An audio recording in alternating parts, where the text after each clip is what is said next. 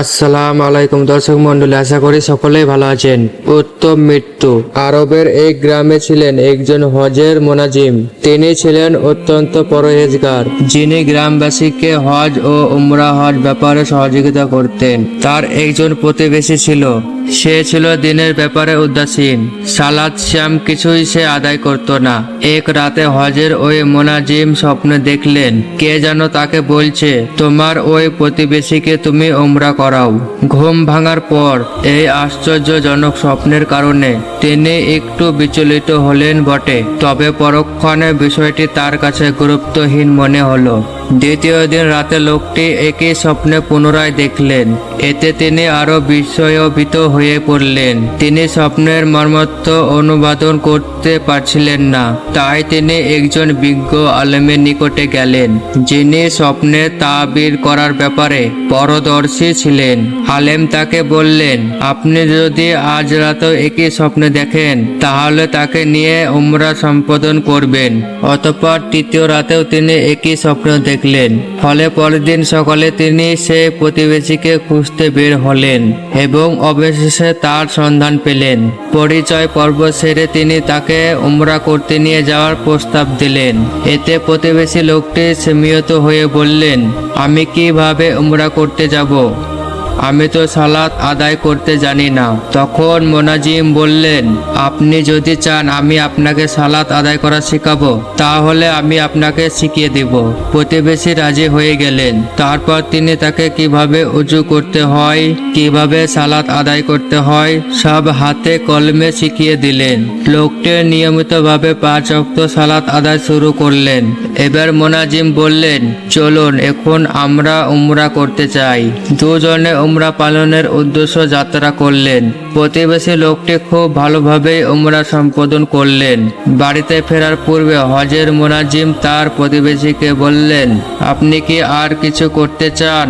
তিনি বললেন, হ্যাঁ, আমি মক্কামে মাহমুদের পাশে দাঁড়িয়ে 2 রাকাত সালাত আদায় করতে চাই।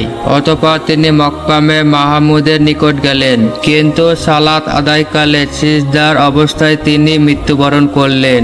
এতে মোনাজিম ভীষণভাবে বিস্মিত হলেন। তার ভিতরে যেন দারুণ ভাবেগ সৃষ্টি হলো। তিনি মনে মনে ভাবলেন, এটা কিভাবে সম্ভব? আমি তাকে স্বপ্ন দেখে সাথে নিয়ে উমরা করতে আসলাম, আর সে কিনা মক্কামে মুহাম্মাদের মতো সম্মানিত স্থানে সিজদারত অবস্থায় মৃত্যুবরণ করলো। অথচ সে এর আগে সালাত আদায় করত না, সিয়াম পালন করত না। নিশ্চয় এর পেছনে কোনো রহস্য আছে, অথবা এই লোকের অন্য কোনো গোপন আমল আছে। অতঃপর তিনি গ্রামে ফিরে সরাসরি তার মৃত্যু প্রতিবেশীর বাড়িতে গেলেন এবং তার পরিবারের নিকটে তার বিশেষ কোনো আমল ছিল কিনা জানতে চাইলেন। তখন তার স্ত্রী বলল, আমার স্বামী সালাত সিয়ামে অভ্যন্ত ছিল না।